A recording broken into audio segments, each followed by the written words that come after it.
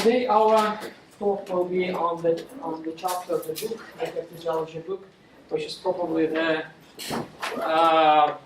hardest to get through, to comprehend. A lot of names, a lot of data,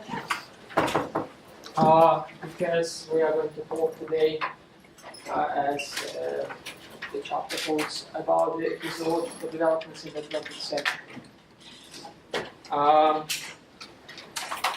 The 20th century was indeed a special century from the perspective of theology, while earlier the church dealt with other theological issues like the issue of the Trinity, incarnation, and so forth. In the 20th century, the church dealt mostly with the issue of the church. That's why one German theologian at the beginning of the 20th century, Otto de Gregorius, called it the century that began in his life a century of ecclesiology. And indeed, during the 20th century, we find a huge variety of ideas, concepts, theories about the church. To the extent that the church never knew before. We have already discussed with you that the church reflected on many issues in the past, but rarely reflected on itself. And the 20th century was exactly the period of time when the church reflected on itself mostly. It was the century when the church reflected very much on the idea of ministry and leadership, which is the subject of our class. So we will find most ideas relevant to leadership and ministry in the theological treatises texts produced in the 20th century, not much earlier. What we are going to do is to systematize some main directions, approaches to the idea of the church in the 20th century. You'll find all this information that we'll be discussing today in the chapter of the book, the Meta-ecclesiology book,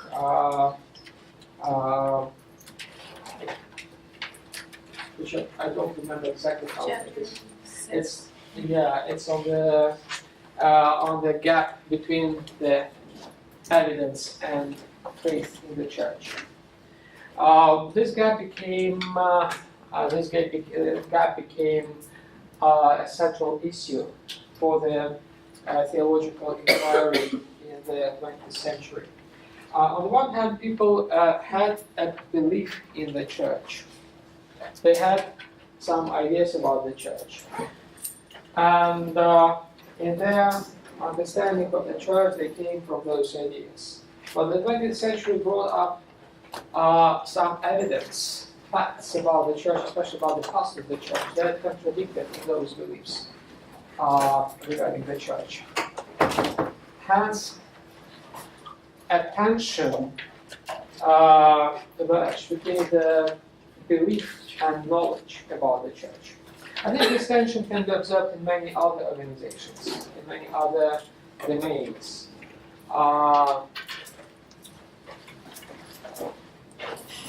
Like people could believe approximately at the same time, beginning of the 20th century, in the absolute value, say, of monarchy.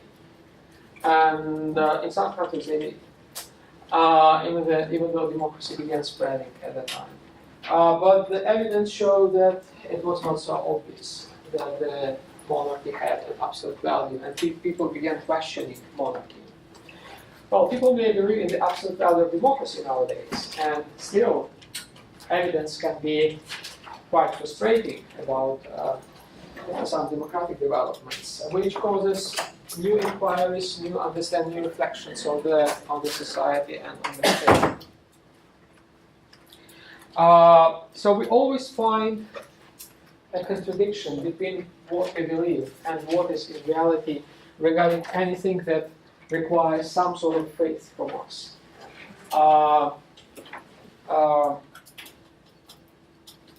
Our acceptance of institutions of society, modern society, of the state, require some degree of belief from our side in those institutions. In the personal relationship, our relationships require some sort of belief in the relationships. And sometimes we get frustrated when we discover that the evidence about what we believe is not exactly what we believe. And I think many of us have experienced this sort of gap between belief and evidence regarding many things that we believe in. So this applies exactly to the church. The church is a subject of belief. People believe in the church, and people get frustrated with the church when they discover that the church does not correspond to what they believe about it. And this frustration became an engine of theological inquiry during the 20th century. Okay? Do you see my point about the gap between the evidence and our belief in things? At least how it applies to the church. So the inquiry, the theological inquiry in the 20th century regarding the church, stemming from this frustration about non-correspondence between the belief in the church and the evidence, historical facts about the church, produced several directions, several approaches to the idea of the church. So we said that the 20th century became the century of the church, and it produced several, I don't see very well. Okay, I will tell you. So this is an approach which we can call foundational ecclesiology. This is an approach which we can call evidential ecclesiology. Another approach is trans-traditional ecclesiology, and the fourth one is postmodern ecclesiology.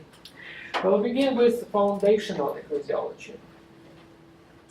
Foundational ecclesiology tells itself what it is about. It is about foundations of the faith, belief in the church. It's about the principles that we cannot give up, regardless of evidence that we can attain. And those principles are important for us, and those principles are at the base of our belief in the church, regardless of evidence. Or at least we try to somehow adjust evidence with the principles, or principles. Not exactly principles to the evidence, but evidence to the principles. In the Catholic Church, in the beginning of the 20th century, but it began actually in the 19th century, an approach that reconfirmed principles of belief in the church is called neo-scholasticism. I guess that you should know the word scholasticism somehow, right? What does it tell, this word to you? Scholasticism.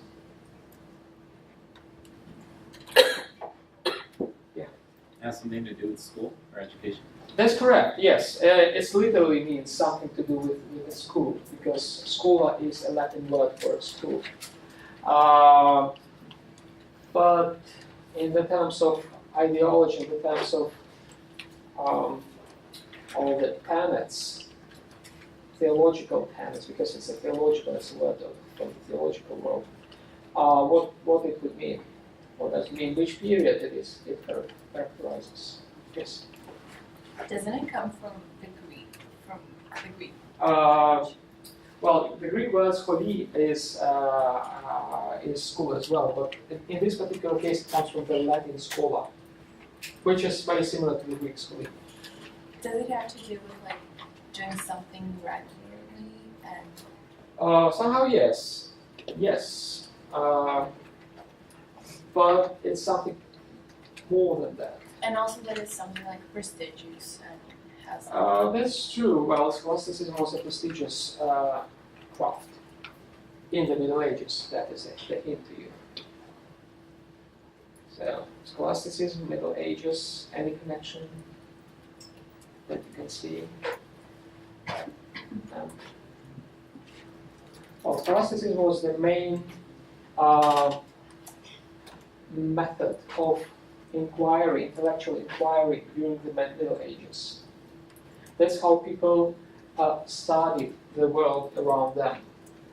They studied the world through scholasticism, through applying categories, scholastic categories, taken from theology and applied to the entire universe around the medieval people. So the people thought about themselves, about the world, in the terms that they were thinking about God in theological terms. This sort of thinking, which was not, well, it was focused on theology, but it embraced the entire world around the human being in the Middle Ages. This sort of thinking was based on some principles of the ancient philosophy, particularly on the philosophy of Aristotle.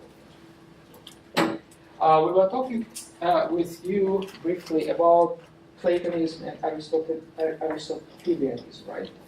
About two major schools of philosophy in the ancient world. And a feature of the Aristotelian philosophy was that Aristotle tried to sort out everything around him, to put everything to categories, to make distinctions between things that he saw around him, and to systematize those distinctions. He divided, or better to say, distinguished between different levels of existence, a particular level of existence and common level of existence, for instance. So that there is a particular desk and there are desks that share in the same nature. What I'm saying now, I express the world around me in the Aristotelian categories, which were employed by the scholastic theology in the Middle Ages. Well, there was an interesting trajectory how the Aristotelian philosophy arrived at the Western world. It arrived through the Arabic philosophy. So Aristotle was translated to the Latin language in the Middle Ages through the Arabic texts. So Arabs essentially brought the ancient Greek wisdom to the Western Europe.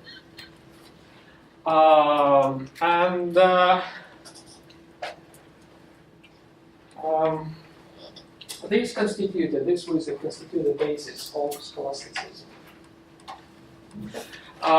Scholastic understanding of the world included also God. So the same universal principles, particularly the principle of the distinction between universal and common, were also applied to God. So that, for instance, the Trinity was interpreted in the terms of particularities, three persons, and the common nature, one God. This was a scholastic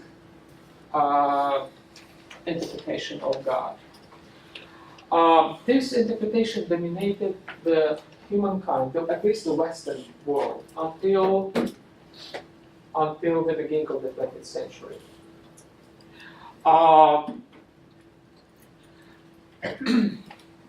Because of the confronting the modernity, the Catholic Church had to update the scholastic approach. That's how neo-scholasticism emerged. Neo-scholasticism was an update to scholasticism, but it retained the same principles. The principles of Aristotelian philosophy, as they were articulated by Thomas Aquinas, the most famous medieval theologian and philosopher of the Western world who lived in the 13th century. And his interpreters, later interpreters, those guys, scholasticists, who interpreted Thomas Aquinas. And this corpus of interpretation of Thomas, who in turn was based on Aristotle, was brought to the modernity, to the 20th century, in the form of Neo-Scholasticism. Neo-Scholasticism became almost an official doctrine of the Catholic Church.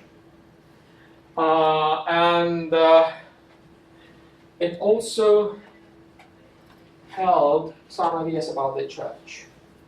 The ideas which continued the perception of the Church from the Middle Ages, and particularly from the Council of Trent. You should remember what is the Council of Trent, what it was dealing with. Have a look in your notes.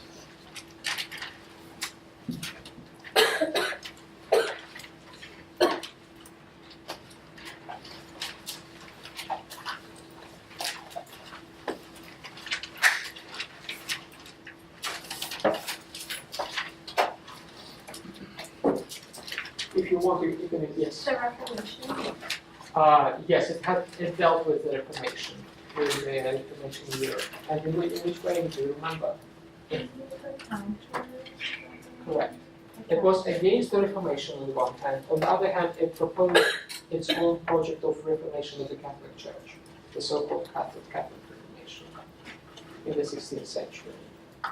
And so the Council of Trent also became a source for the Neo-Scholastic theology.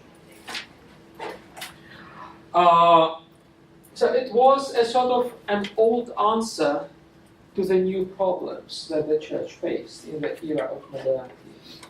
It satisfied many in the Catholic Church because it continued the tradition of the Catholic Church without any disruption. On the other hand, it did not satisfy many other people in the Catholic Church because they felt that the modernity, the world around us, cannot be entirely explained in the terms of Neo-Scholasticism.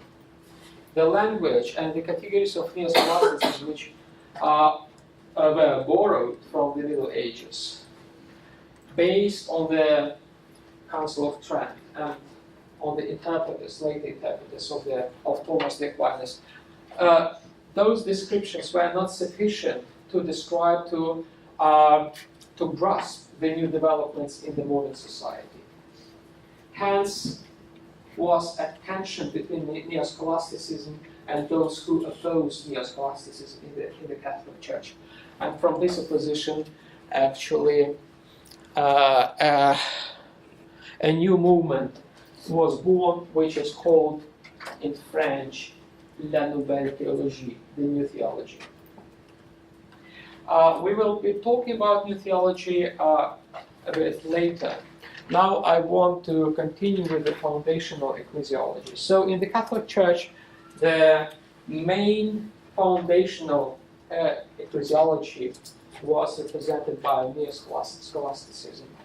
In the Orthodox world, in Russia, a new tendency emerged which was somehow more creative, more innovative.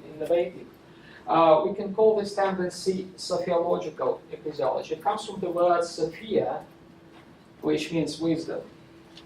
Wisdom of God. The church was presented as a wisdom of God, and the wisdom of God was described in interesting terms. Traditionally, the wisdom of God, sophia, is regarded Christ himself, Jesus Christ.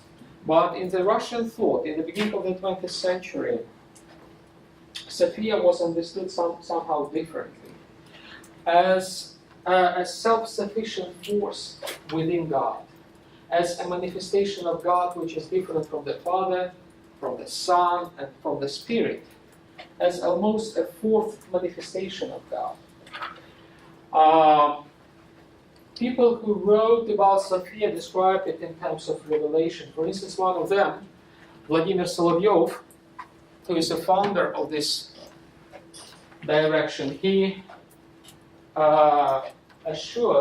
testified that he had a revelation of Sophia in different places. Like one time he was revealed, Sophia revealed, so he described, to him in the British Library when he studied some ancient texts. Another time, Sophia revealed herself to Vladimir Solovyov when he was in Egypt, in a desert in Egypt. Well, you could say that it was an illusion, but it was a very important illusion for Solovyov to produce a sort of theology and even philosophy that made him probably the greatest Russian philosopher of the 19th and 20th centuries. He's regarded actually one of the greatest philosophers, modern Russian philosophers. And it's interesting that Sophia appeared to Solovyov and to others, so they described it, so they had some interesting mystical experiences of it, as a female figure. And they were speaking about the eternal femininity while they were speaking about Sophia. Some other people, especially in art and poetry, describe Sophia also as a female image.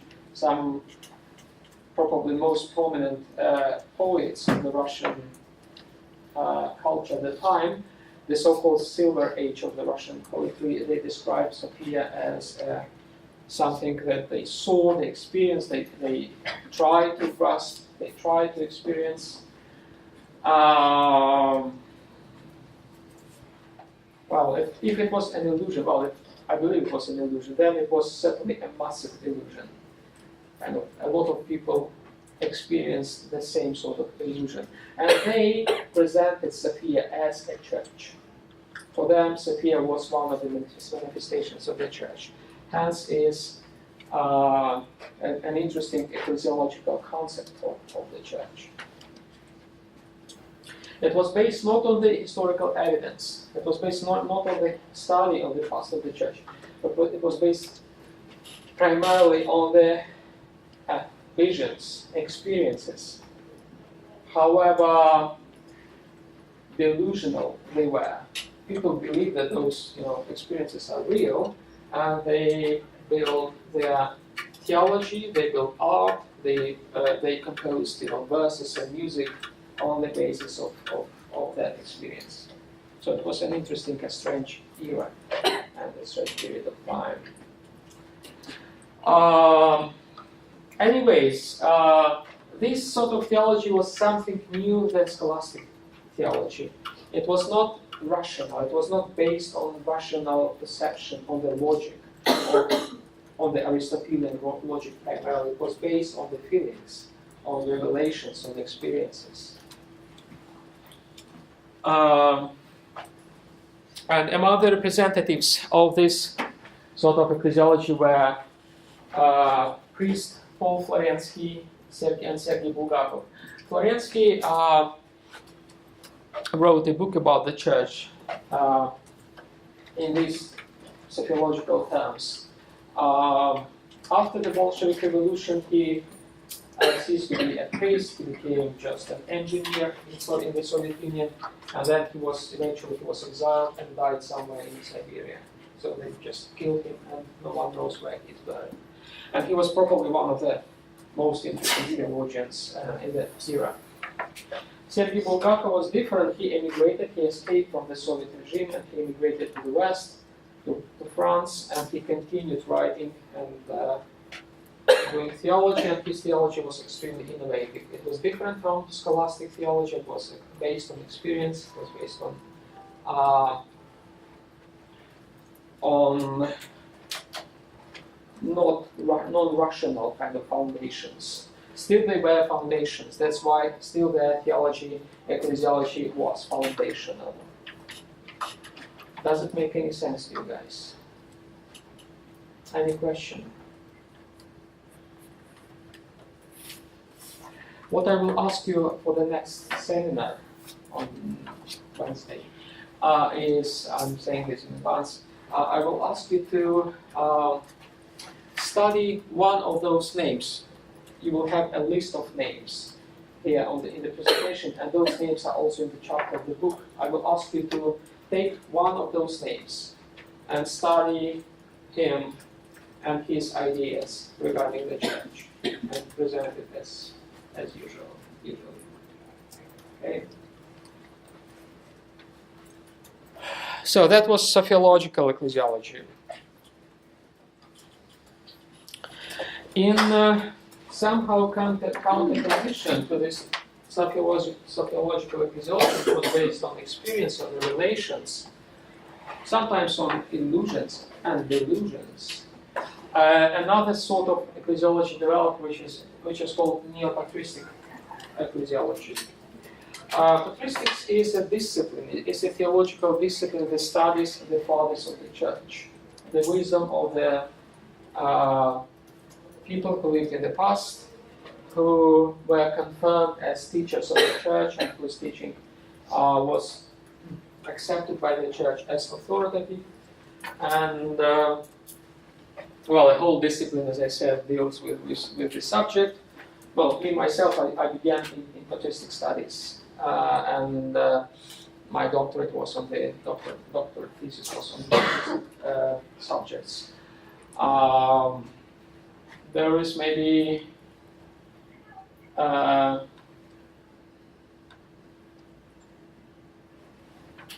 maybe 2,000-3,000 people in the world who study patristics professionally as scholars, and for many, patristics is a kind of source for their religious life.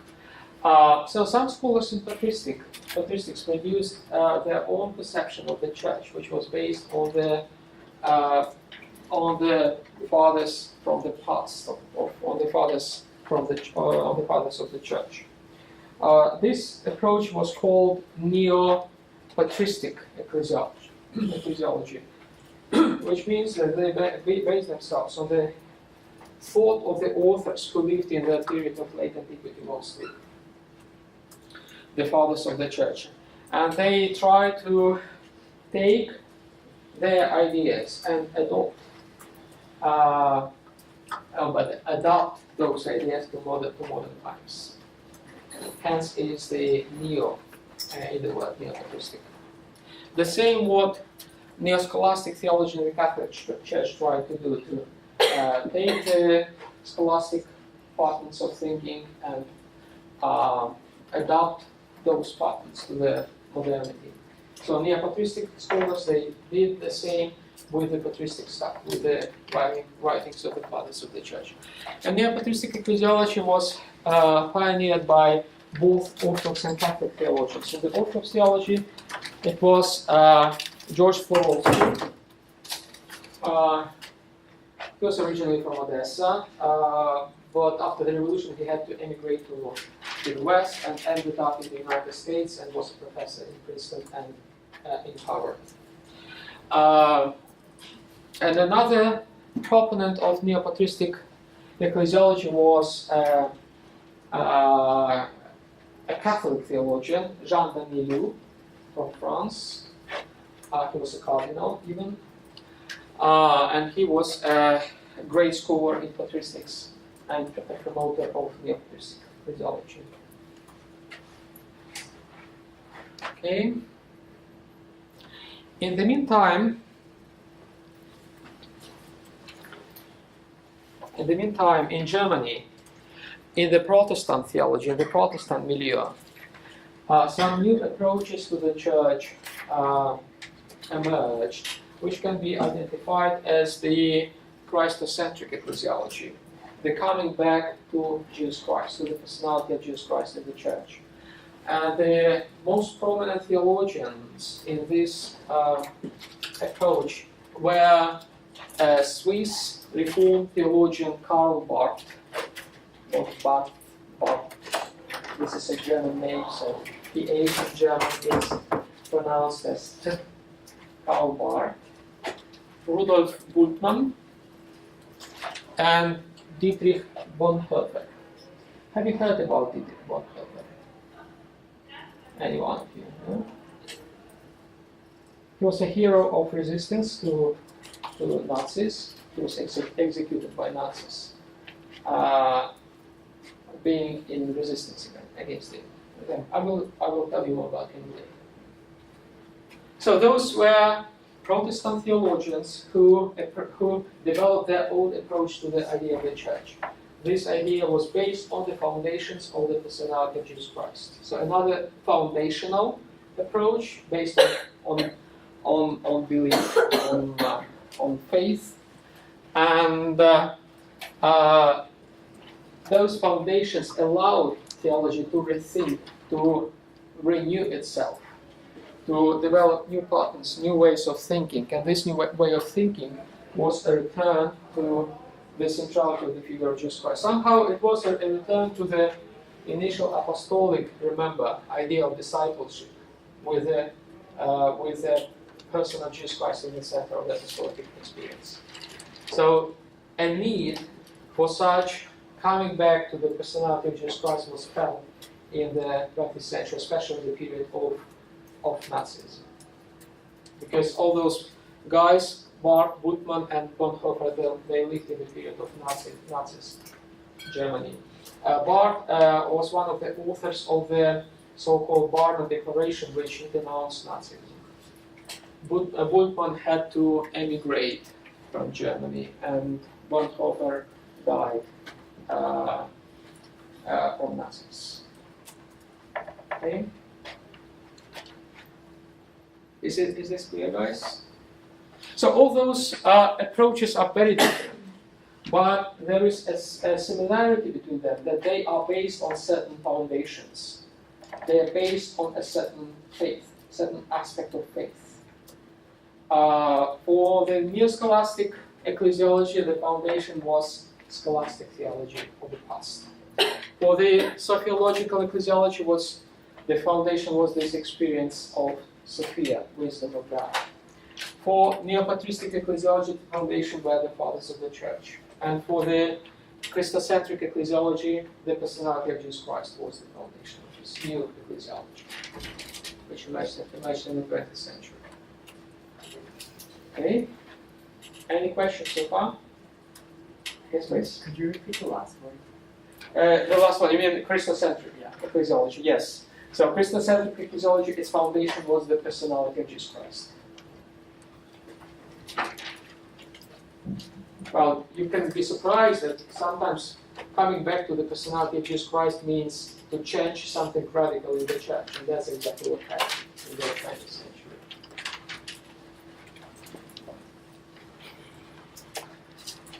Okay, let's go further. We go to the evidential ecclesiology. Evidential ecclesiology is based on evidence, on historical evidence. In particular, it is based on two things which became popular in the 20th century. I will explain it properly, you will not see from there, especially from behind.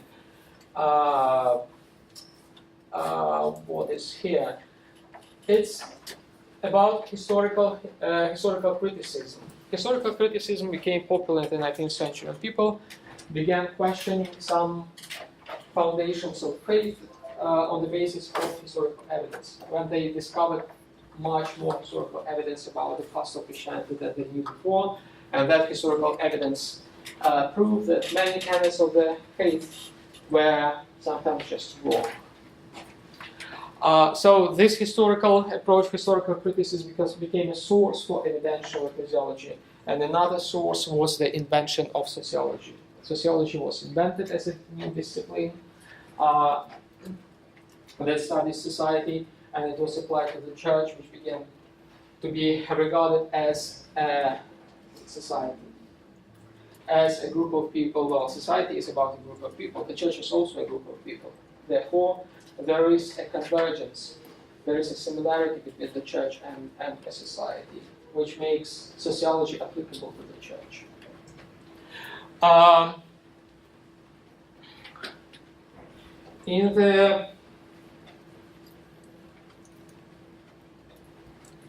In the realm of the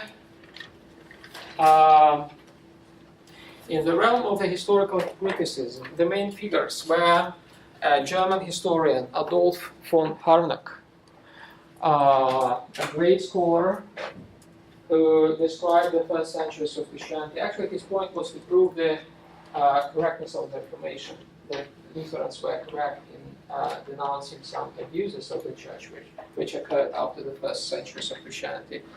And he developed an extensive critique about the past of the church that undermined many tenets of belief about the church. Another guy was a Catholic, Alfred Loisy, or Loisy, who was even anathematized by the Vatican for his ideas, for his view of the church. In sociology, the names were like this: Rudolf Zohm, a German sociologist, Max Weber, probably the most famous sociologist, probably the founder of sociology. Have you heard about Max Weber? He's the founder of sociology, actually. No one is from the sociological studies, that's correct here. Okay, probably, if you were, you would certainly know what Max Weber. And then Ernst Troeltsch, another German, Richard Niebuhr, who emigrated from Germany and ended up in the US. Jane Gustafson, also an American sociologist. Avery Dulles, who was a cardinal in the United States and who also applied sociology to the church. Bernard Lonergan, a Canadian Catholic theologian, who did the same, and a Brazilian theologian, Clodovis Boff, who was a representative of the liberation theology. Have you heard about liberation theology? Anything? Liberation theology. No. No.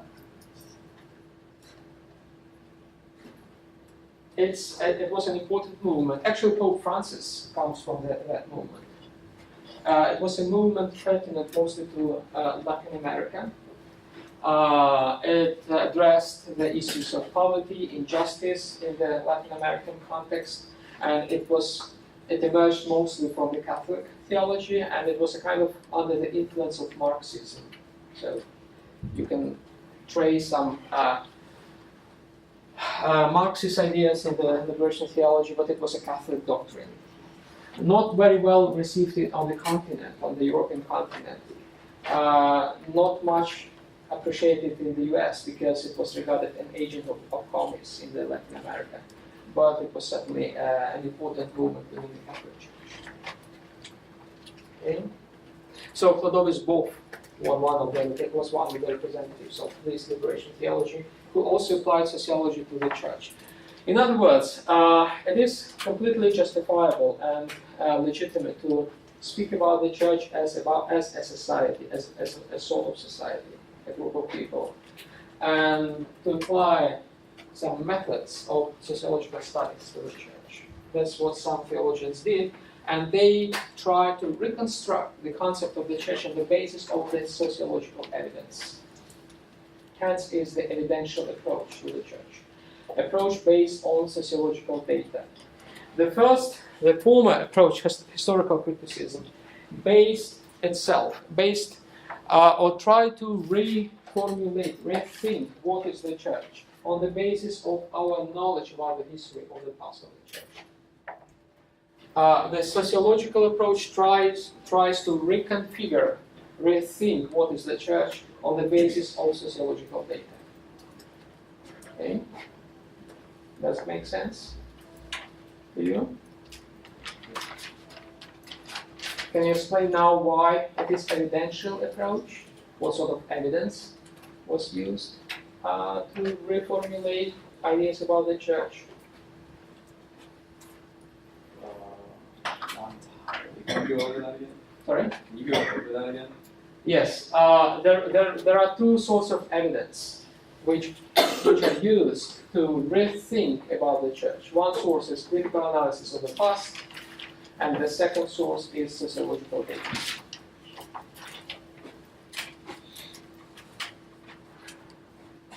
Next time I will make this larger.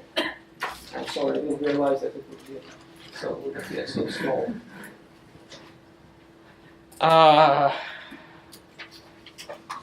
So that's about the evidential ecclesiology. both foundational ecclesiology and evidential ecclesiology, two kind of main streams in the ideas about the church in the 20th century, produced a direction in theology which I already mentioned. It is called Nouvelle Théologie, La Nouvelle Théologie, the new theology. From this word, you can guess that it emerged in France, and it was indeed so. The first theologians who articulated the principles of this new theology were Dominicans, French Dominicans, such as Yves Congar, Marie Dominique Chenoux, Jean Danielou, and others. So it emerged in France. Their main strive was to challenge the neo-scholastic theology, the mainstream theology of the Catholic Church. They produced this theology as an attempt to re-establish connection between theology and the real world of people, the real life of people. They believed that the neo-scholastic theology, even though it appealed to the past and that it was comfortable for some theologians, was irrelevant to the ordinary people in the church. They accused the official neo-scholastic theology of being a sort of wax mask on the people, on the human face, that did not allow a human being to communicate with other human beings, as something artificial, something dead. What they wanted to do is to make theology alive again,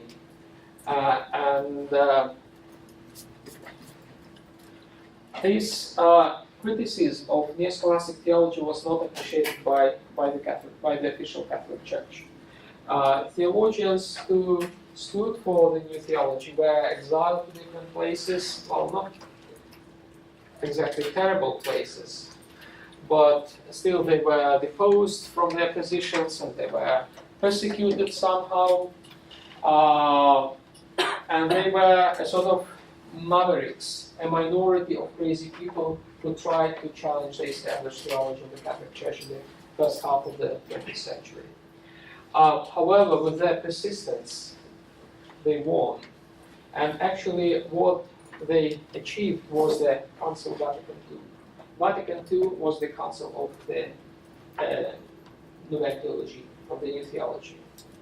Those theologians who were proponents of the new theology and who were persecuted, oppressed by the official Catholic Church in the 20th century, beginning of the 20th century, eventually were invited to be theological experts at the Vatican II, and they articulated most documents of this council.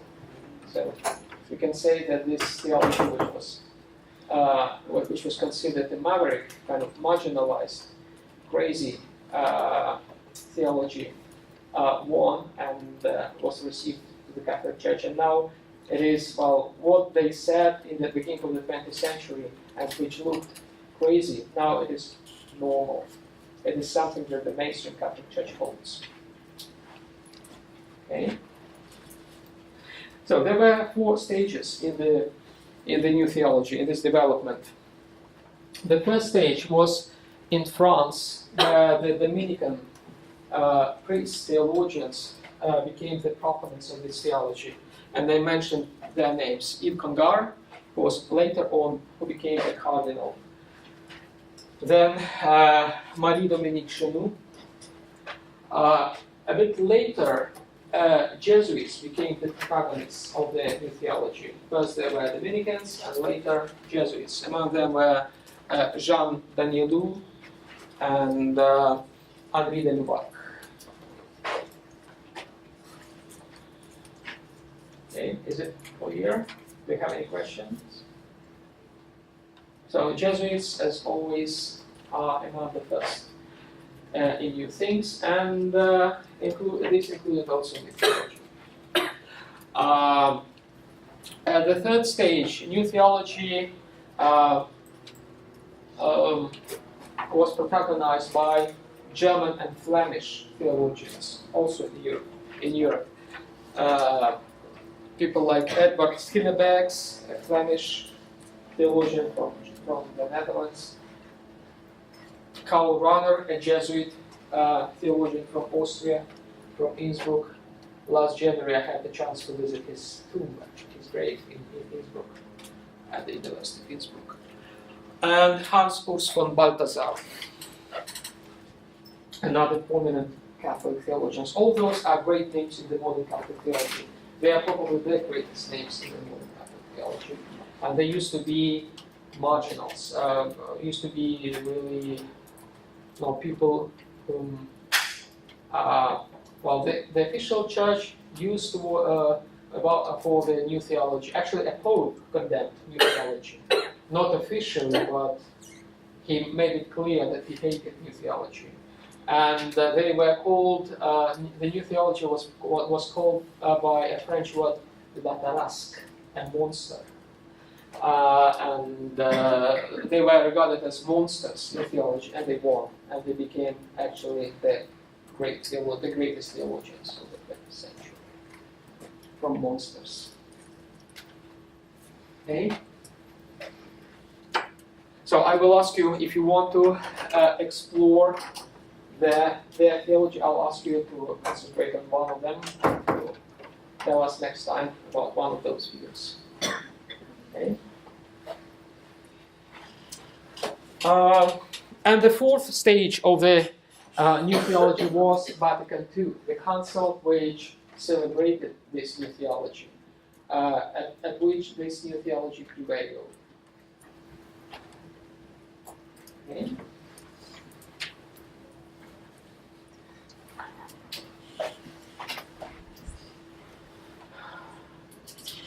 Right. Here you see from the evidential ecclesiology, another branch of theology sprang, which I would call non-conformist Catholic theology. It is close to the new theology. However, it is more radical in basing itself on evidence.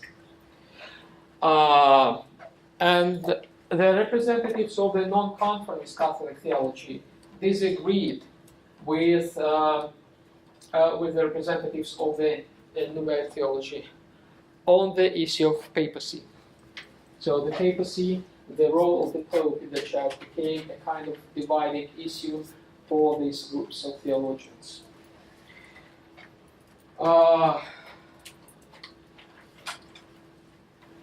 The theologians, the non-conformist Catholic theologians, they believed that, they are still alive, they still live, and they still believe that there is no historical evidence to support the primacy of the Roman Pope in the Church. So that's what those Catholic theologians believe. That this is a later kind of addition to the Church, which is not grounded in the New Testament or in the Church history.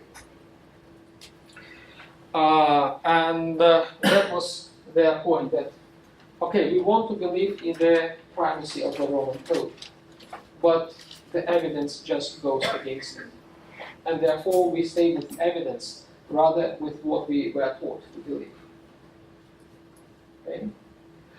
The representatives of the new theology also face the same dilemma. They also realize that there is some evidence that indicates that papacy, as it is held in the Catholic Church now, did not exist in the past. But they tried to reconcile this evidence with their faith, with their belief in the papacy, in the Catholic Church. That's why I draw connection lines to the new theology from both evidential ecclesiology and from the foundational ecclesiology. It was a kind of synthesis, mixture of the faith about the Church based on evidence and on what the Catholic Christians believes about papacy.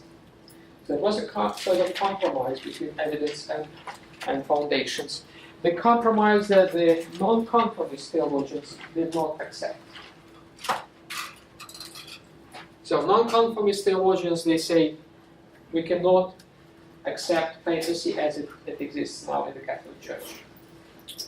The new theologians, they said, we understand all the difficulties and we understand all contradictions to evidence from the past, but we must accept the papacy of the Roman bishop, his primacy in the church. Okay? Do you see this difference between the two groups?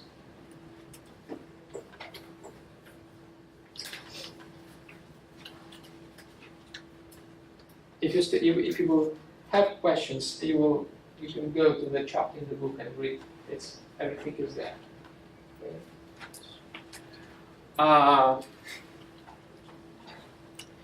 So among the representatives of the non-conformist Catholic ecclesiology is a person, a Catholic priest, whose name is Hans Küng. Probably some of you may have heard this name. Hans Küng, a German theologian. He's a kind of a celebrity in the Catholic Church, in a sense. He used to be a close friend. He's in his late 80s now, but he was stellar. He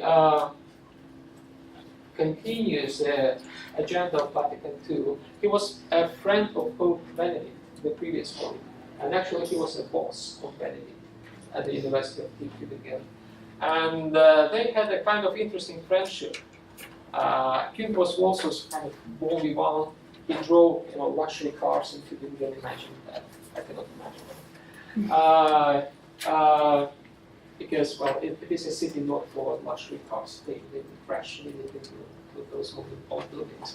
And Benedict was just, riding his bike, and sometimes Küng came to him and offered him, a lift, and Benedict sometimes accepted, sometimes didn't.